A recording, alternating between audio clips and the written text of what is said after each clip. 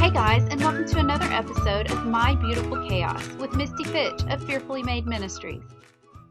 I think I've mentioned several times how in my past, whether it's my writing or teaching, I tend to err on the side of caution. I don't want to step on toes. I don't know where that came from. I don't know if it was something that was instilled in me at some point or if it's just something I started doing on my own. I have no idea. But it took me lots of years to realize that that's not how God created us. Jesus stepped on toes. We can't live life not stepping on toes. We have to step out and we have to be willing to lose friendships, lose followers on social media. We have to be prepared for that to happen because some people don't do well when they hear the truth. And if you think back, there were times Jesus would speak truth, Jesus would preach, and Jesus would teach, and people didn't like him. I mean, good grief, they crucified him. We need to be willing to do the same thing. I know I'm like just jumping right in, but that's where I've kind of been in my head today because there are some things that I want to talk about, but I know that it comes with a risk. God never said it would be easy. He never said that when we do the things we're called to do, we're going to be loved by everybody. God never said that we will be comfortable when we bring his word to others. We've got to be uncomfortable. And today is going to be kind of one of those days. And as always, I have not planned a full script. So if you're joining me for the first time, just know none of my episodes are scripted. I just go with it. So whatever happens, happens.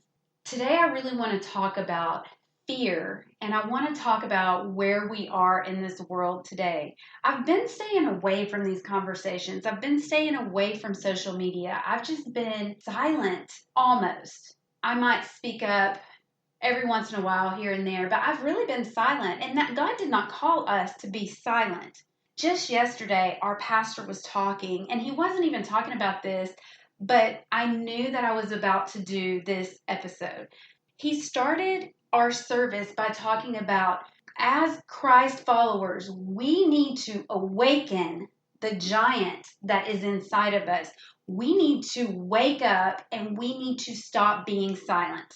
When he said we need to wake up and we need to awaken that giant inside of us, I realized I haven't been doing that because I've been silent. I don't want to step on people's toes. I don't want to offend anyone.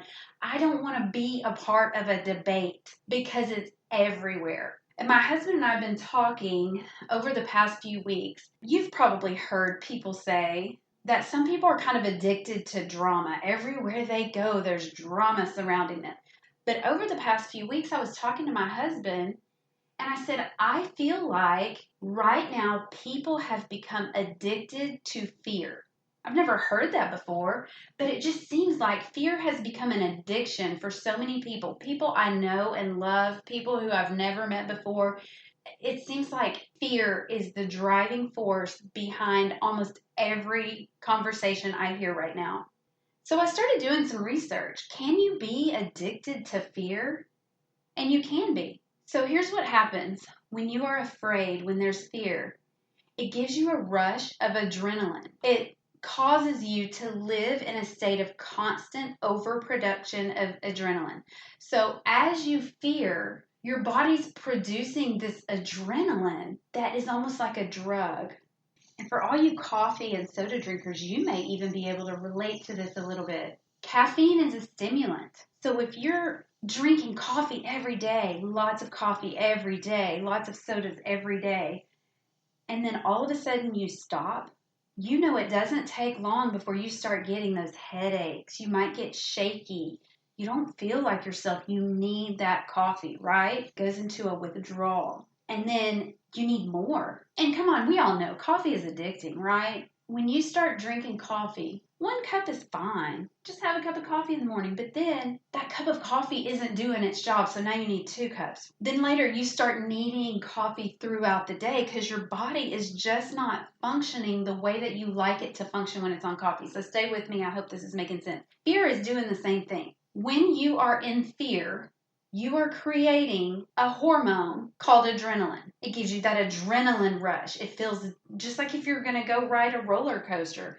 It's fear and adrenaline is what that is. And some people seek that out. We call them adrenaline junkies, right? Well, now we're becoming fear junkies. We're getting this overproduction of adrenaline. And then when we're not afraid anymore, we don't feel right, right? So we have to go back and create more of that adrenaline. And the way we do that is by creating fear. So let's talk about a couple of signs that maybe you are addicted to fear. And you might want to ask yourself, am I addicted to fear? Okay, so number one, your lifestyle choices reinforce your fear. What does that really look like in real life? It's when you keep yourself in a state of fear by constantly inundating yourself with news, media, movies, videos, TV, documentaries, podcasts, conversations related to that fear. Now, you and I know we are in a nasty, dark, evil time in our world right now. And I know that if we can't agree on anything, that's one thing we can all agree with, right? Whatever your thoughts are surrounding the things that are happening, we can agree that we are in a dark time. So, with number one, ask yourself, am I constantly looking at, do I have a need to read the news? What are the numbers today? What are the numbers this afternoon compared to this morning? What are the numbers compared to yesterday? Are you constantly doing that? What is the first thing you do when you wake up in the morning? Is it read the news?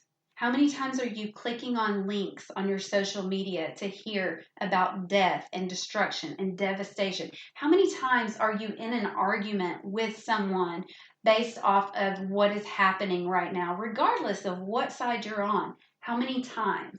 How many times is your conversation about COVID? Or how many times is your conversation about fear and death and destruction related to this? Or politics and conspiracy theories, and y'all, I'm guilty on it. But think about what your daily life looks like. Do you fit in number one? Because here's number two. You gravitate toward people who also reinforce your fear, the people who add to the drama, the people who have negative outlooks on things and they struggle to see beyond the worst case scenarios, so you feed off of them and you make sure that you're constantly talking to them. Maybe you get together to debate with someone who is of the other side. Those are two big red flags that say you're addicted to fear. Ask yourself today, if you feel like you might be addicted to fear, what would you do if you shut it all off? What would you do if you said, you know what, tomorrow I'm going to have a productive day. I am not going to look at anything in the news. I'm not going to open any social media. I am not going to enter into a conversation about this. Instead, I'm going to clean my house. I'm stepping on my own toes there. I'm going to clean my house. I'm going to take care of my yard. I'm going to play games with my kids. I'm going to have an indoor play games, watch a movie, whatever, date with my spouse. I'm going to read a book. I'm going to do something to encourage, inspire people. I'm only going to allow positive talk from my mouth. What kind of feelings does that give you? Does that give you anxiety to think, I'm not going to do those things tomorrow? Because if it gives you anxiety, you have fallen into this addiction to fear. We all have at some point in time, so don't think I'm being judgmental, but really look at yourself, because when I do get on social media, and y'all, I mentioned it several episodes ago, I can't do it anymore because it was affecting me. It was affecting my heart. It was affecting the words that were coming out of my mouth. I had to shut it down. And yes, it was hard. And yes, sometimes I, without even thinking, go and open Facebook and I catch myself scrolling and reading and I start to respond to something, and then the Holy Spirit just nudges me and says, no, put it away. There's no benefit in entering into this conversation and this debate. There is nothing fruitful that is going to come from it, so just don't do it. And at that time is when I realized I wasn't even supposed to be on Facebook in the first place, because it has become such an addiction. I want to know what's going on. I had a fear. What if something big happens and I don't know? Do you know when this mask order came out for our county? I had no idea. When the mask order came out for Texas, I had no idea. But somebody told me, and then I just looked it up real quick, and that was it.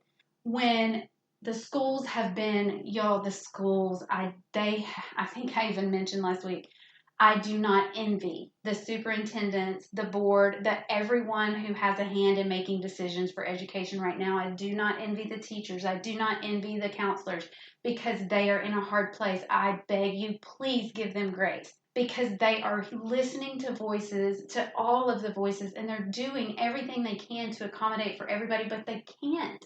They can't please everybody, and it's hard because they want to. And so when I am listening to teachers and parents argue and fight and tear down schools and tear down one another because they don't believe the same way as the next person, it breaks my heart. It breaks my heart so bad. And it is so easy for us to fall into that because we have a fear. I always say the only weapon the enemy has, you'll hear me say two different things, but I promise they go together. The only weapon that the enemy has is lies. That's my number one thing. The only weapon the enemy has against us is lies or truth twisted. Why does he lie? He lies to give you fear because for him, fear is what he sees as the weapon. But he's not the one that's giving us fear. He's the one giving us lies, and then we decide to fear it. We decide to believe. We decide to fear. And regardless of what's going on in this world, fear should not be the driving force. If we make decisions out of fear, I guarantee you they are wrong decisions. If we make decisions out of our emotions, they are wrong decisions.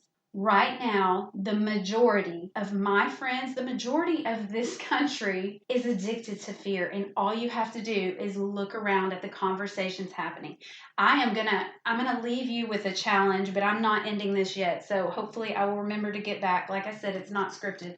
I want to go to Psalm 56, 3-4, because the Bible talks so much about fear. So Psalm 56, 3-4, this is David speaking.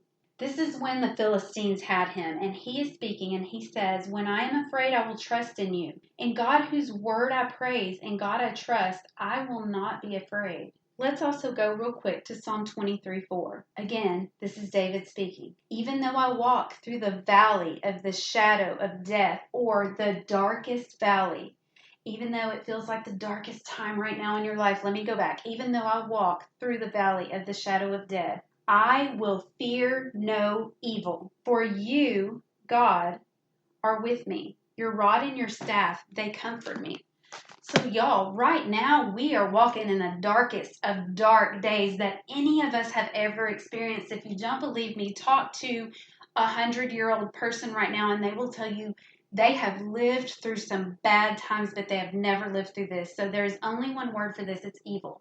We are walking through evil times. In Psalm 23, it says, "I will fear no evil." In Psalm 56, it says, "I will put my trust in you. I will not be afraid." When I start feeling afraid, I will put my trust in you. So let's do that today. When you start having fear of the unknown, fear of a virus, fear of what is happening in government, fear of what school is going to look like, when you start finding yourself having that fear, stop, capture that thought, and say, "No, I'm going to trust that God has me. I'm going to put my faith in you, God. I am going to fear no evil," because I am telling you right now, the enemy, the God of this world, which is what Satan is called, the God of the world, is running rampant. And I think I mentioned it last time. He is out in the open. He is not hiding in shadows. He is out in the open,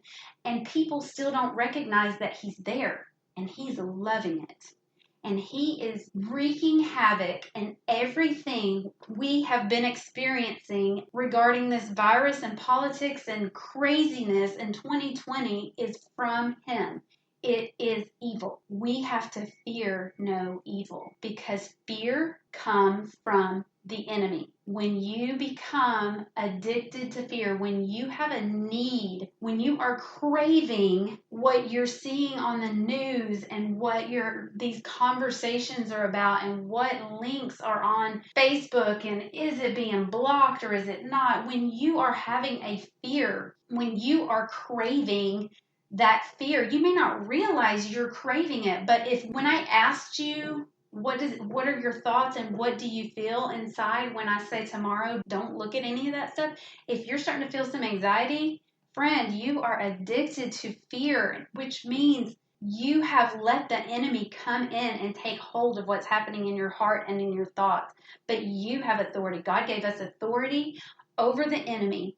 We have the power to push off that fear. We have the power to walk in peace that only God can give during this time. My challenge to you today is exactly what I asked just a bit ago. Start with tomorrow. Set a goal for yourself, maybe a week, but let's just start small. Tomorrow, don't get up and open your phone and look at the news. Don't get up and open your phone and scroll through Facebook or Twitter or Instagram or wherever you're getting this information from. Don't turn the TV on. Just close it all. When someone you're speaking to starts talking about those same conversations you've been talking about for months, just tell them, you know what, right now, I want to talk about something else. I just want to let this go for a little while. If they don't respect that boundary, and that's what my next episode is about, boundaries. If they don't respect that boundary, friend, you need to see that means they are not respecting you. If they are real friends, they'll respect that boundary. Talk about the good things. Talk about what good is happening. Talk about hopes and dreams. Talk about those things. So my challenge is to start with day 1 tomorrow and rid yourself tomorrow of all of that. It's a fast. That's what fasting is. We tend to think of food, but let's fast from this stuff that is creating fear, because I will tell you that was the most freeing thing that I did. And I did get back on Facebook for about 2 weeks and I had to get off because I started feeling it rise up in my heart again. It was affecting my ministry, my messages, and my conversation, just like I said before. I had to go back, get off. If you decide to do this, let me know, because we can do it together, because it may be difficult and you need someone to reach out to. I will be that someone. Let's do this together. And with that, I'm going to close. And until next time, you guys have a great week. Thank you for joining My Beautiful Chaos this week. If you have any suggestions for topics or questions you would like answered on an upcoming episode, email me at mybeautifulchaos@email.com. See you next week.